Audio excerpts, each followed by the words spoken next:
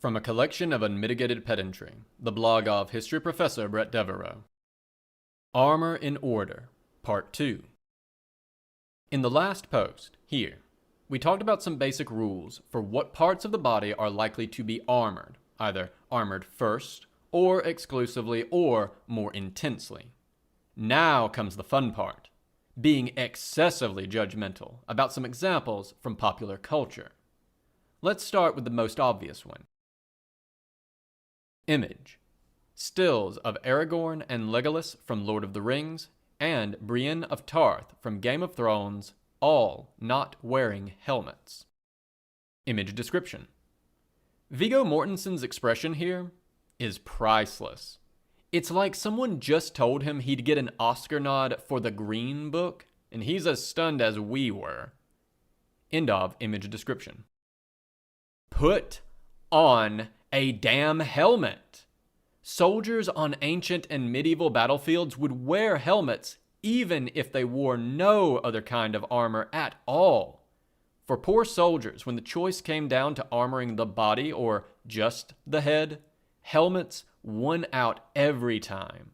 Even in cultures where body armor was quite rare, for instance, pre-Roman Gaul, head protections were common. Of course, I know why they aren't wearing helmets. The directors want us to see their actors' lovely, emoting faces. But to the argument that it is simply impossible to put these actors in helmets and still have them act effectively, I have a retort. Image. Gimli from Lord of the Rings wearing a helmet. Image description. John Rhys Davies can act in a helmet. Can you? End of image description. There are actually a lot of open-faced helmet designs that still allow us to see the face. HBO's Rome made great use of early Gaelic-type Roman helmets to let us see the faces of actors while still putting helmets on them. So wear a damn helmet. Donut armor. May I please have a punctured lung? Game of Thrones, Season 2, Episode 3. Catelyn Stark's guards. Image. Catelyn Stark's guards with armored shoulders and unarmored chest. This is a great example of donut armor, where less important extremities have received a lot of attention while far more important parts are neglected. But first, the good. I love that both of these soldiers are clearly carrying their helmets. Helmets are bulky, uncomfortable things to wear a lot of the time. And soldiers in the ancient world were infamous for putting theirs on at the last possible second. So, does this armor pass our heuristic? No. The issue here is that the figures appear to have a simple textile armor over the key chest area, but have indulged in plate shoulder protections and a full plate gorget. I think it is possible we're meant to understand that the jacket they are wearing is something like a coat of plates, but it clearly isn't. Brigandines and coats of plates are quite rigid. They are, after all, a collection of small steel plates. This is clearly fabric. The gorget is a particularly odd touch.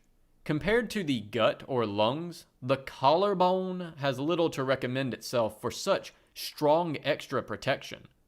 Gorget plates, like the ones shown above, do exist, but they are part of a harness, which also includes a breastplate that covers the lower part of the chest and belly.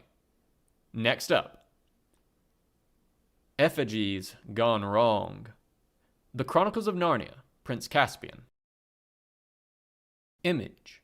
Caspian and Peter from the Chronicles of Narnia, Prince Caspian, in differently ordered sets of armor. First off, Prince Caspian's armor, there on the right, works. Solid coverage on the body, and you can see that his mail collar is actually a coif. It can be pulled up over the head. So, he actually brought head protection. Perhaps he attended some support group to overcome hero helmet phobia. His armor is a touch top-heavy, see below, but it works. And I always love seeing appropriate use of transitional armors, such as his coat of plates there, where, mirabile dictu, the plates properly overlap, rather than just being next to each other. Now, I want to look at Peter Pevensy's armor there.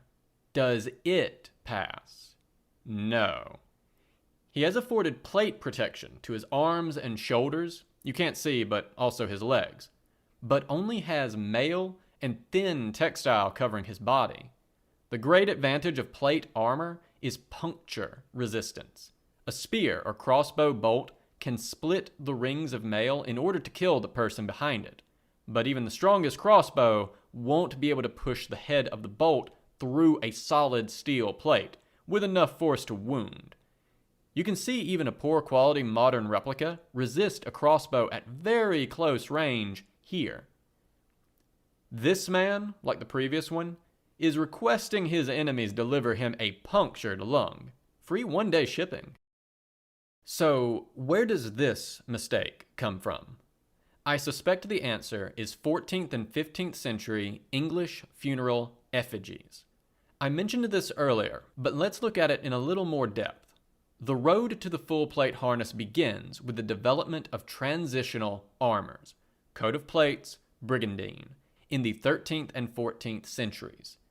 These armors were faced with textiles, and indeed, early plate cuirasses also had textile coverings. As a result, when they show up in funeral effigies, these sorts of armors can appear to be a simple textile surcoat or tabard. Consider this example from 1325. Image, effigy of Sir John de Creek. Image description. Image from effigiesandbrasses.com, which is a fantastic resource for looking at funeral effigies. This one is of Sir John de Creek from Cambridgeshire, England, dating to 1325. What he has on his chest is not simple textile, that is a coat of plates. End of image description. It is not hard to see how someone unfamiliar with armor would mistake what Sir John there is wearing for simply textile over mail on the chest. The tell that this is a coat of plates is around his knees, where you can see the lower end of the rigid coat of plates poking out below his surcoat. In person, there would be no mistaking this. The metal plates of a coat of plates or brigandine give the armor a semi-rigid shape and a volume to it. So where Peter's surcoat in our Narnia image just hangs limply, it ought to be falling on the contours of a rigid armor below it, one that likely projects out from the body a fair bit. Top-heavy armor. Lannister Army Folk Pop Band. Game of Thrones, Season 7, Episode 1. Image. Ed Sheeran, in costume for Game of Thrones. I picked on poor Ed here just to get a good example of the standard Lannister armor we see throughout the show. And this armor is not perfect, for sure.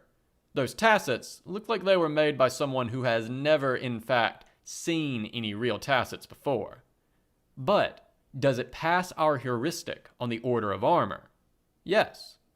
This particular setup, a cuirass with pauldrons, tassets, and fald, but essentially nothing else, is exactly the form of the historical Almain rivet and is sometimes called half-plate.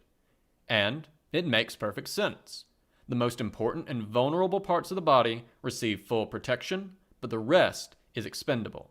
This sort of armor was used by infantrymen, especially pikemen, in the early modern period, who needed some protection but could not afford anything like a full plate harness.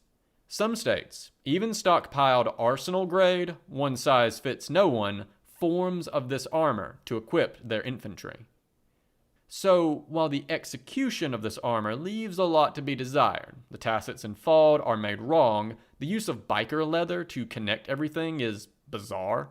A blow would glance off of the metal plate and into the much weaker leather connecting bits. The concept of the armor is actually spot on. I have no trouble imagining a version of this concept properly made that would serve a wearer well. Onward. Brienne. Game of Thrones, Season 2, Episode 3. Image: Brienne of Tarth from Game of Thrones in top-heavy plate armor. Image description: if I continue to review bad armors, Game of Thrones is going to feature heavily. I don't know if the costume team didn't have the know-how, or if it was an issue of budget, but a lot of the armor in Game of Thrones is both nonsense, but also looks awful. I want to come back to this armor later to discuss it in more depth. It is clear just watching that it was poorly made, and poor Gwendolyn Christie cannot move properly in it. But that is a discussion for another day. So, what is wrong here by our order of armor? After all, Brienne looks fairly well armored. But notice how top-heavy it is. Brienne has opted to wear a complete arm harness with gauntlets and couters, a visored helmet, full-layered pauldrons, and absolutely nothing protecting her knees or upper legs, save for the bottom of her gambeson, the Under Armour padding. Even her hips are remarkably vulnerable, covered only by her gambeson and the bottom of her mail shirt, in this case, a habergeon. A small mercy is that she does have greaves, but really there should be more leg protection here. Here, there can be no defense that her gambeson might actually be a coat of plates, since she is clearly wearing it beneath her breastplate. At the very least, this armor should have longer tassets and a real fald protecting the waist. More to the point, with male sleeves, we might also expect male leg coverings, which are called chausses. For someone competing in a tourney, as she is here, we really could expect a complete leg harness. Greaves, paulines, and cuisses, all connected as part of a single harness for each leg, to match the complete arm harness. Overall, I assume the reason they did not do this, almost no one in Game of Thrones wears a leg harness, is that, again, the costume department couldn't make armor the actors could move in properly. In later seasons, Christie drops a number of pieces from this ensemble, gauntlets, the arm harness, etc., presumably so she could actually move in it. Needless to say, a proper harness doesn't restrict movement nearly as much. See here. Oh well, onward. Who needs knees? At least my left shoulder will be fine. Dragon Age Origins. Image: concept art of armor from Dragon Age Origins. I am using the concept art because it is more readable, but I can assure you, the original is in-game. I think people assessing this armor will rush to either the single asymmetric pauldron or the shaped cuirass as problems, and I don't think they are. Late 15th, early 16th century Italian armor often features asymmetrical pauldron layouts, usually with a very large left pauldron, because you advance the left side of your body to the enemy in combat, and a smaller right side pauldron. Likewise, cuirasses shaped to look like human anatomy, typically the male chest, are very common in antiquity, so that is no problem. It is not hard to imagine a fantasy culture where a female warrior might do the same.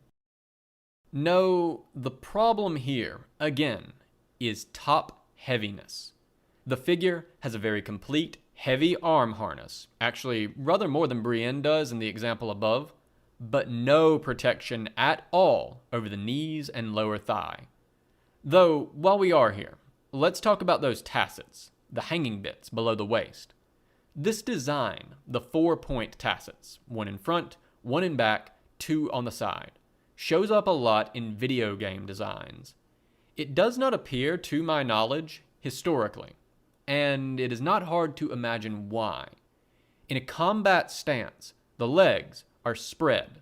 Imagine where the tassets fall once you do that.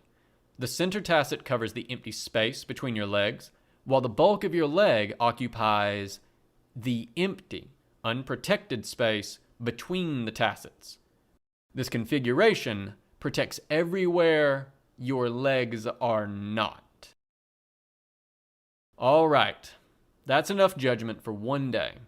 I'm sure I will come back and do specific armor reviews in the future. Poor Brienne's armor up there is especially a mess. I'm honestly amazed at just how well Christie does in it, given how clear it is that she can barely move because of how badly it is fitted. Next week, I'm going to start a multi-part series on what is one of my favorite battle sequences in film, Peter Jackson's version of the Siege of Gondor from Return of the King. We'll see what works, what doesn't, and what the books do better. This has been a recording from a collection of Unmitigated Pedantry, the blog of history professor Bret Devereaux, recorded by myself, A Great Divorce, for accessibility and sharing purposes. If you enjoyed this content and wish to engage with it or support Bret, please check the description for links to the original post on his blog, his Twitter, and his Patreon. I highly encourage you to share, support, and engage with his works on any and all platforms, if you are so inclined. If you wish to support me, please do remember to like, share, and subscribe to this or any other content here that you enjoy. Thank you so much for listening.